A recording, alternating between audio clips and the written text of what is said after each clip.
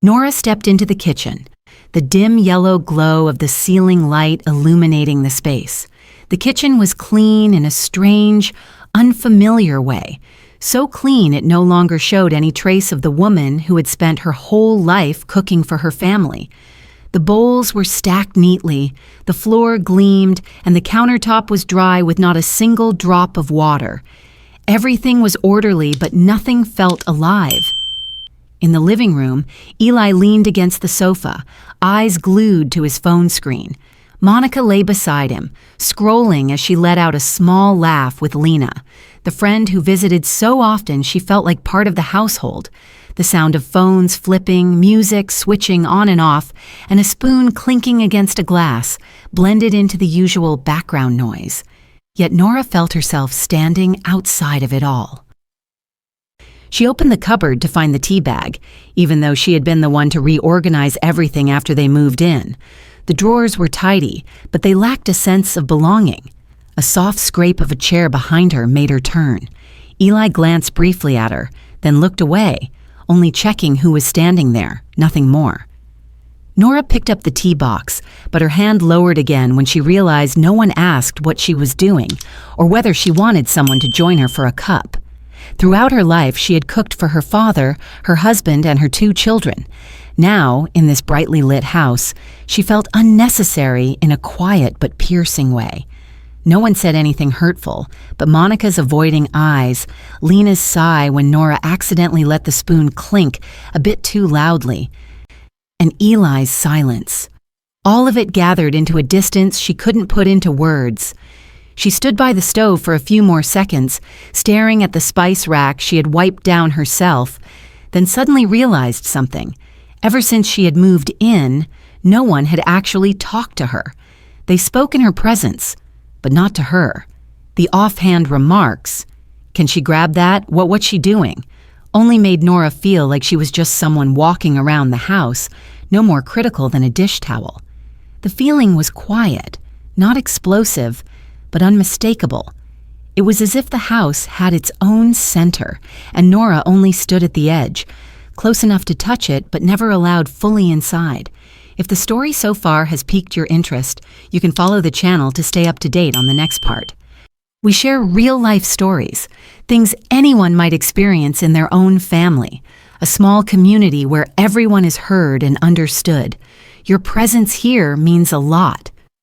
Nora poured hot water into her cup, the steam rising in a thin, gentle veil. She told herself she was just tired, that she only needed a bit of rest. But when she looked around the bright, cold kitchen again, she knew the feeling didn't come from exhaustion. It had been here since the day she moved in, and it was growing, day by day. That afternoon, Nora was washing the last of the dishes in the sink. The warm water running over her hands soothed her a little. She always kept the habit of cleaning up right after meals, even though Monica often said, "Just leave it, I'll do it later." But by nighttime, it was always Nora who did it. So she simply finished it quickly to avoid seeing a pile of dishes waiting for her. Eli walked into the kitchen with a stack of papers in his hand. He opened the fridge, grabbed a can of soda, then stood by the counter as if waiting for the exact moment to bring something up. Nora recognized that look. It was the same one he had as a kid whenever he wanted extra money for after-school classes. But this time, it felt more distant. "Mom," Eli said, trying to keep his tone even. "I think we should divide up the expenses a bit, just to be fair." Nora straightened. "What expenses, honey?" "Rent and utilities," Eli replied, placing the stack of papers on the counter. "About $11.50 a month seems reasonable. We all share the house, so it should be fair." The word fell lightly, but Nora felt her chest tighten. It wasn't loud or disrespectful. The calmness of it made it worse. Fair according to what? She had spent years working, raising him, sacrificing for him, and now she stood here listening to her own son calculate dollar amounts with her, like she was a stranger. Monica walked by, catching part of the conversation. She gave a polite smile before heading upstairs, leaving an uncomfortable silence in the kitchen. Lena peeked in from the living room, her eyes briefly flicking to the papers Eli had set down, but she didn't say anything. She had been living here for almost a year, using the kitchen and living room, and had never contributed a cent, and no one ever asked her to help out for fairness. Nora looked at the papers. It was a neat printed cost breakdown Eli had prepared, clear, tidy, and cold like numbers in an accounting ledger. She didn't know what to say. If she asked, "Why isn't Lena paying?" Eli would surely come up with some unreasonable excuse. If she said she couldn't afford it, he would think she was being difficult. So Nora simply took a light breath and nodded. "Let me review it and I'll get back to you tomorrow." Eli smiled, relieved. "I just want everything to be clear. You know, fair." There was that word again. This time, Nora didn't look at her son. She only stared at her hands holding the dish towel. Her hands shook slightly, only for a moment, then steadied. No argument, no questions. She knew that if she voiced her sadness, they would think she was overreacting. When Eli left the kitchen, Nora sat down. The chair felt slightly cold, even though there was no draft in the house. She felt as if she had just been placed into a new role, like a boarder renting a room, nothing more. No one had raised their voice, but the unfairness was as apparent as the ceiling light flickering overhead. Ever since the day Eli brought up the rent, Nora began noticing more things, not because she wanted to nitpick, but because everything happened right in front of her, quietly, yet unmistakably. One morning, Nora finished folding a stack of towels and placed them on the shelf in the laundry room. She was careful, each fold straight and aligned. But when she came back with another load, Monica was standing in front of the shelf. She didn't say anything. She just glanced over the towels, then pulled them out one by one and refolded them her own way. Her movements were quick and practiced, as if what Nora had just done wasn't quite right. Nora stood in the doorway, laundry bag in hand. Monica turned and gave a small smile. "I'm just used to my way of folding. It's fine, Mom." The words weren't harsh, but enough for Nora to understand her place. Everything she did could be changed in an instant, as though it didn't meet the standards of this house. Another afternoon, when Nora was wiping the table, Lena walked by. She had just finished lunch and was bringing her plate to the kitchen. Seeing Nora cleaning, Lena chuckled. "It's pretty convenient having someone at home to tidy up. Saves us from hiring a maid." Her tone was light, but the way she said, "someone at home," made Nora freeze for a moment. She wasn't sure if Lena meant anything by it, but the comment made her feel more like a shared caretaker than the homeowner's mother. Sitting in the living room that evening, Nora heard Eli call out from the kitchen. Did she see where the scissors went? At first, Nora thought he meant someone else, but when Monica replied, "Ask your mom, she probably put them somewhere," everything became clear. The word mom appeared only when they needed something. When talking to others, Nora became she. The shift in pronouns was a small sign, but it seeped into her heart. One day, Nora opened the fridge to grab some jam for breakfast. On the shelf, she noticed new sticky notes. Monica, don't share. Lena, separate portion. The jar of jam she usually ate didn't have a label, but it wasn't in the shared section either. It had been pushed to the left corner, lower, like something that had been temporarily placed there. Nora stared at it for a few seconds, then closed the fridge without taking anything. None of these things was significant. No fights, no one kicking her out, no one saying she was a bother. But each small detail made Nora feel she was slowly disappearing from the house. She was still here, living with them, cooking, cleaning, doing laundry, yet her presence no longer carried any weight. One night, Nora sat in her room. It was small, neat, and quiet, but it was the quiet of being separated, not the quiet of rest.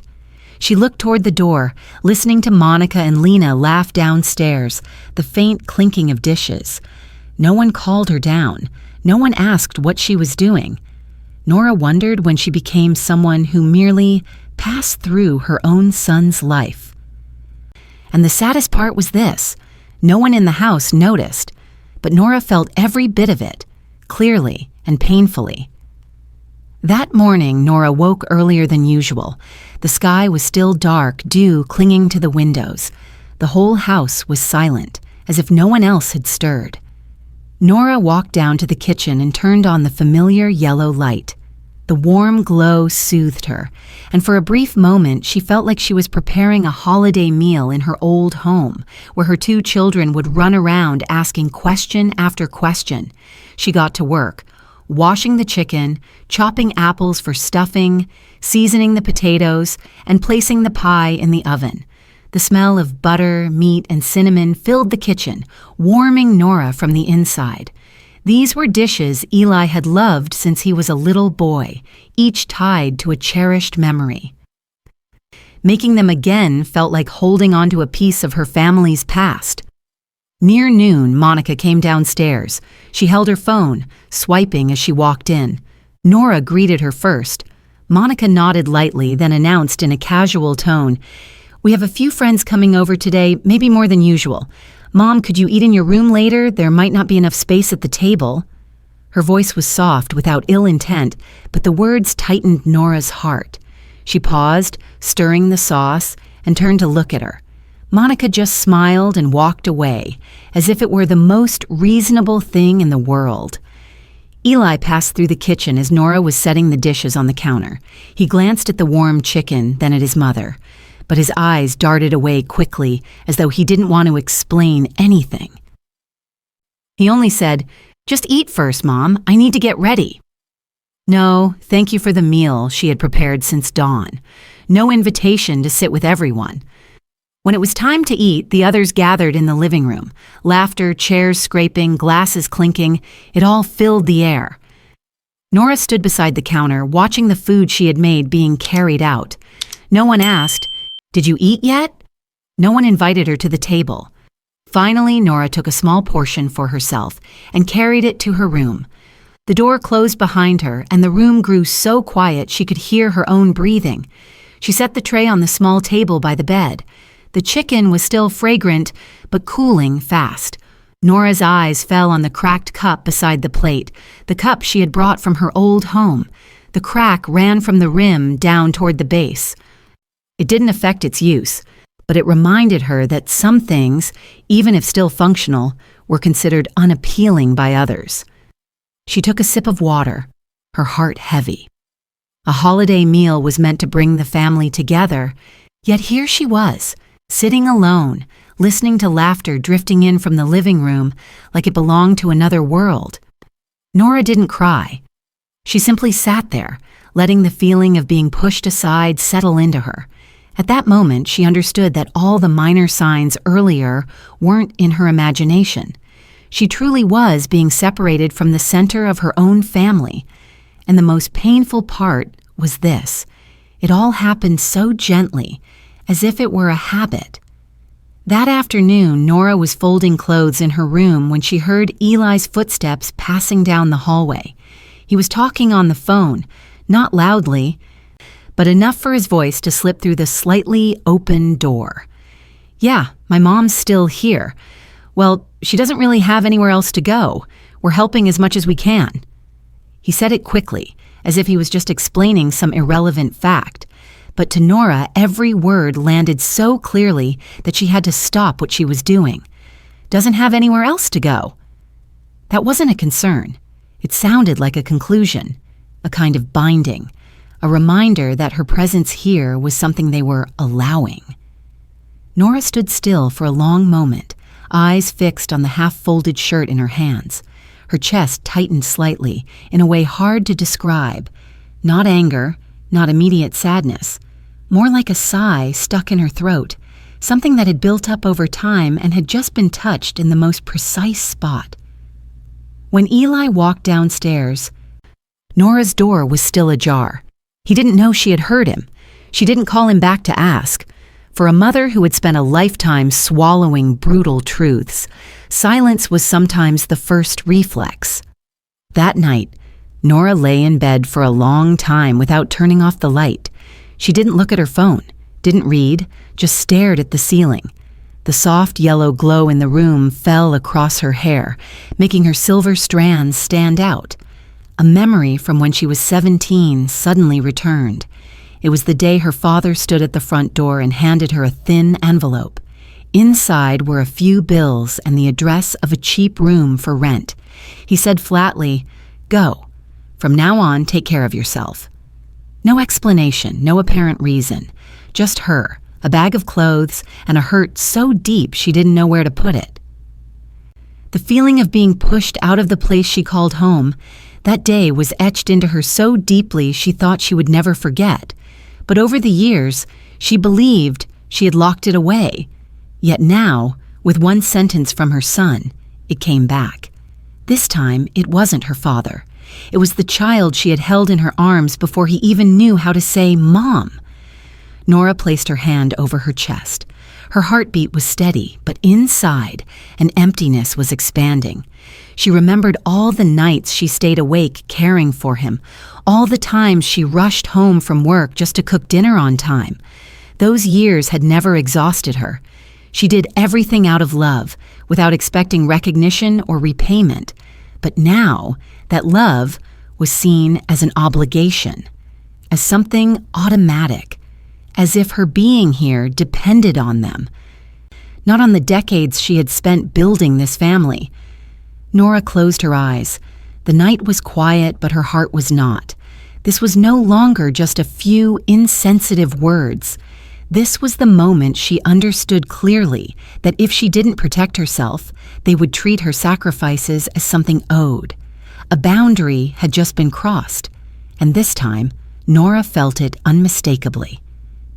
The next morning, Nora woke earlier than usual. She made herself a cup of tea, lifted it up, then set it down again. Her mind was still tangled in last night's words. She doesn't really have anywhere else to go. A simple sentence, but one that reminded her that her presence here was temporary, not rooted in affection or respect. Nora opened the drawer under the table and took out a small blue notebook, its edges worn. She had used it for years to record her small earnings, a few dozen dollars from selling embroidered towels, money from baking for acquaintances, leftover holiday bonuses. Not much, but all things she had made on her own, never borrowed, never asked from anyone. She sat on the bed and turned the pages. The numbers were small, but together they formed a significant enough total for her to consider her own future.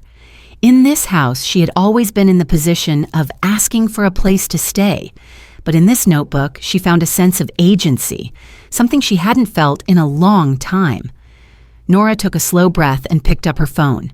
She searched for rental listings, hesitated for a moment, but finally made a call. The first person she contacted was an older agent, about her age, with a warm, gentle voice.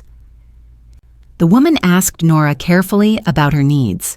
A quiet place, good lighting, not too big, near a market and a bus stop. Nora answered one by one, feeling herself grow steadier. Simply stating her own needs was enough to make her feel she existed differently. Over the next 2 days, Nora quietly visited several places. Some were too small, some were too loud near main roads, and some were lovely but slightly over budget. She didn't rush. After each visit, she mentally calculated her expenses, food, medicine, and living costs, practical but straightforward math. Then on the third afternoon, the agent called again. There's a small villa near the beach. Not new, but the previous owner kept it in great condition. Would you like to see it? Nora agreed. When she stepped into the villa, the first thing that made her pause was the light. Natural sunlight poured through a large window into the living room, soft and even, cream-colored walls, old tile floors, but clean. In the kitchen corner, a small window looked out onto a rosemary garden. The faint smell of the sea drifted in with the breeze, strangely comforting. The house wasn't luxurious, nor large, but one thing was clear. It was a place that could breathe. Nora walked through each room, her hand brushing the table surface, then opening a window. Sea air rushed in, cool, simple. She didn't speak for several minutes, instead listening to the ceiling fan turn slowly and the distant sound of waves. Finally, the agent asked, "What do you think?" Nora looked around. No laughter, no judgment. No one was asking what she was doing. No one is waiting for her to contribute fairly. just a house standing quietly, ready to open its doors if she wanted a place to begin again. "I'll take it," Nora said. Her voice was soft but firm. As she stepped outside, Nora felt something she hadn't felt in a long time. No sense of being stuck, only peaceful silence, the kind that comes when someone finally realizes they still have options. An option she created for herself. Doi jai la bandich tieng an, mai chin sak jai ju, jung kanguf hap, hong them bot. On the morning Nora left, a light rain was falling. Not a heavy downpour, just a thin curtain of rain that darkened the pavement and made the air cooler than usual. Nora woke early, feeling a strange calm inside her. No nerves, no trembling, just clarity, tidy and precise, like a task she had thought through thoroughly. She packed in silence. A few sets of clothes, an old embroidered towel, a box of photos, a small desk lamp, and the cracked cup she used every morning. She didn't want to take much, only what truly belonged to her. When she went downstairs, the house was still silent. Monica and Lena were asleep. Eli was probably in bed scrolling through his phone as always. Nora placed the final check on the stone countertop. She wrote the amount clearly, signed her name, and set beside it a note, "This month's payment." No extra message, not out of coldness, but because everything that needed to be said was already in her decision to leave. Nora pulled her suitcase toward the front door. The wheels rolled softly over the wooden floor. As her hand touched the doorknob, hurried footsteps sounded behind her. Eli had just come down the stairs, hair messy, eyes still heavy with sleep. "Mom, what are you doing?" He looked at the suitcase, then at the check on the table. Where are you going?" Nora turned around. No avoidance, no hesitation. She looked him straight in the eyes, her expression so calm that Eli faltered. "Somewhere that belongs to me." A short sentence, but enough for Eli to understand this wasn't a trip for a few days, nor was it an act of anger. This was the decision of someone who had endured too much and was finally standing up out of self-respect. Eli stepped closer, his voice softer. "Mom, why didn't you tell me first? I didn't think you'd really leave." Nora tightened her hand on the suitcase handle. "I don't need your permission to live my own life." Eli opened his mouth as if to speak again, but no words came. Perhaps for the first time, he realized his mother was not just someone who stayed at home to watch the kids, clean and pay bills. He saw a woman capable of making decisions, not because one comment hurt her, but because too many did, until there were no options left. Monica stood at the end of the hallway, her hair still wrapped in a towel. She said nothing. The entire house sank into a silence that Nora had been the only one to absorb all this time. She turned back and opened the door. The scent of rain swept in, clean, calm, and soothing.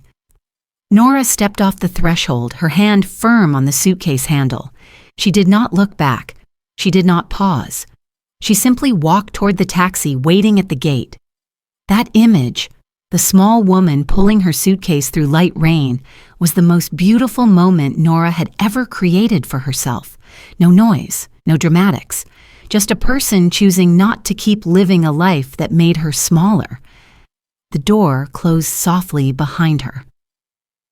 But for Nora, it was the sound of a new chapter, and this time, she was the one writing it. The taxi turned onto the coastal road where low trees swayed gently in the morning breeze. When it stopped in front of the villa, Nora stepped out and took a deep breath. The air carried the salty scent of the sea, mixed with the aroma of rosemary from the garden. It didn't feel like sudden freedom. It felt like a body, tired for years, finally breathing the right way. Nora unlocked the house with her new key. The door opened smoothly without a sound, revealing a room filled with sunlight.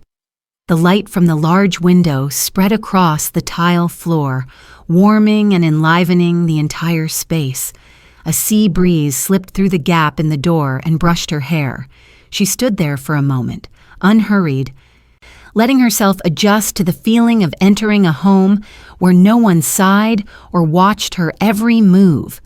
She pulled the suitcase inside, placed it next to the wooden chair, and walked straight to the window. Outside was an open stretch of blue sky. In the distance, she heard the steady rhythm of waves, not noise, just the kind of sound that settled gently in one's heart. Nora went into the kitchen. It was smaller than Eli's, but tidy, clean, and truly empty. Unused, unjudged. She picked up the kettle, filled it, and turned it on. While waiting for the water to boil, Nora opened the box she had brought. Right on top was the familiar cracked cup. Months ago, in Eli's home, that crack had felt like a mark of imperfection, something that made her seem lesser. But now, as she set the cup on the villa's countertop, it felt different.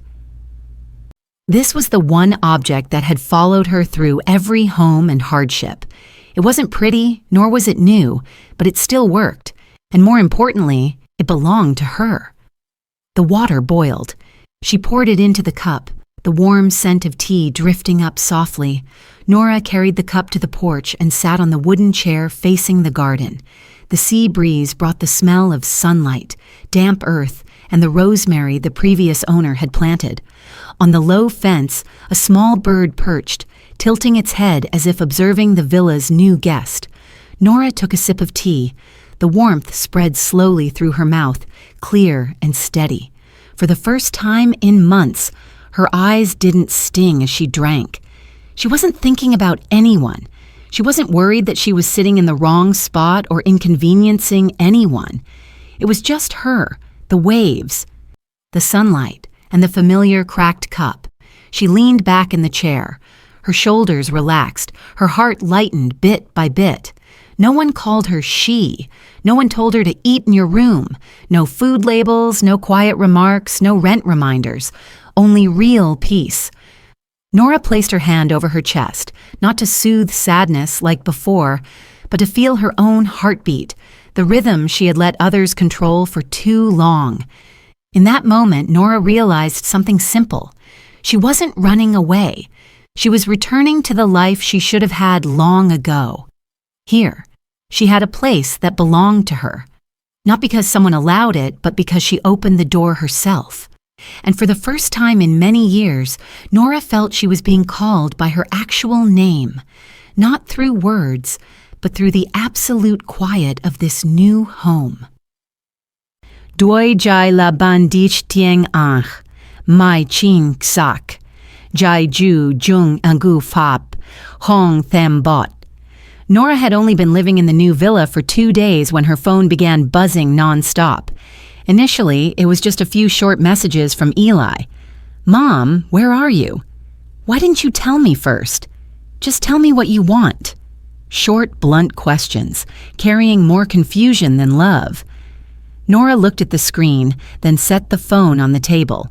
She didn't want to respond while her mind was still full of waves.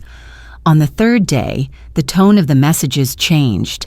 "Mom, come back and talk. I didn't mean to upset you. The kids keep asking for you." Right after that came a picture of the 2 children holding a sign written in marker. "Grandma, come back." Nora looked at the photo, her heart softening a little. Children were always innocent. But she knew well that the person who chose to send that photo was an adult. And they sent it not out of understanding, but in hopes she would come back and make everything function as before. That afternoon, Monica sent a much longer message. "You leaving like that messed up the whole house. I have to clean every day and take care of the kids. I didn't think you would walk out like that." The phrase, "walk out," made Nora exhale slowly. No one asked why she had to leave. No one mentioned the months she had silently endured. Instead, they treated her absence like an inconvenience that had suddenly appeared. Lena also made her appearance in her own way. On social media, she posted a short line. "Some people only think about themselves and leave others to deal with the mess." No names, but Nora knew exactly who she meant. Then on the 5th day, an old neighbor called. Mrs. Alvarez's voice was low and soft. "Dear, this morning I saw Eli and Monica arguing right in the yard. The kids were crying too. The air was really tense. It seems they can't manage without you." Nora turned the volume down and listened as the sound of waves mixed with the call. She wasn't pleased, but she wasn't sad either. She simply felt something obvious. Before this, everything in that house, from cleaning to cooking to childcare, ran smoothly because she stood behind it all. Only when she left did they realize how much they depended on her. But the most essential truth was this: they missed the convenience Nora provided, not Nora herself. By the 7th day, Eli's messages grew more frantic. "I'm sorry about how I talked that day. Please don't be mad. Come home. I'll take care of you. Money stuff. We can talk about it later." Nora read everything and sat quietly for a long time. The tone didn't convey an accurate understanding. It sounded like someone was missing a piece of a machine and trying to pull that piece back so everything would run smoothly again. She put the phone down. She didn't block them, but she didn't reply either. For the first time in years, Nora wasn't pulled by someone else's demands. In the small villa, with sea breeze drifting in and the soft sound of waves outside, she realized she had stepped into a different chapter of life, a chapter where she no longer had to be the shadow holding everything up. And she knew this. Nora would not return just to fill the space they had only now noticed was empty. One quiet afternoon, Nora was watering the small plants on the porch when she heard a car stop at the gate. She looked up. Eli was standing there, not rushing forward, not calling loudly, just standing still as if gathering courage. Seeing him like this, Nora noticed he no longer carried his usual firmness. His face looked tired. His eyes were red from lack of sleep. "Mom," he called softly. Nora opened the gate. "Come in." Eli stepped inside, glanced around the villa, then sat down on the wooden chair by the window. He didn't speak immediately. It was as if he were trying to find the right words. For the first time, Nora sensed her son was genuinely trying to understand, not to blame or demand. "I'm sorry," Eli said slowly. "I've been under financial pressure for a long time. The house expenses, the kids' school fees. Monica always wants everything perfect. We've been arguing a lot, and I thought having you there would make things easier." He paused, looking down at his hands. "I didn't think about how you felt. I know I was selfish. I got used to you being behind everything without ever asking if you were tired." Nora sat across from him, listening to every word. Her heart wasn't cold, but it also wasn't as easily softened as before. She spoke gently. "You didn't mean to hurt me. I know that. But what you did still made me feel like I didn't belong. You called me she. You had me eat in my room. You let someone else live with you without paying a cent, while handing the bill to me. Did you ever think about how that made me feel?" Eli lowered his head. "I really was wrong." Nora continued, "I helped you all my life not because I had to, but because I love you. But love doesn't mean I must endure every kind of treatment. A mother still needs respect. I don't ask for much, just to be seen as part of the family." Eli looked up, his voice trembling slightly. "Come home, Mom. I promise I'll fix it. I'll change." Nora shook her head, but the smile she gave him was warm. "I forgive you, truly. But I'm not coming back. I don't want to return to a place that makes me smaller every day. I want to live the rest of my life in a way I can breathe, rest, and live as myself." Eli stayed silent for a long time. His eyes reddened, but he nodded. "I understand. I just want you to know I still love you." Nora gently placed her hand over his. "I know. I never doubted that.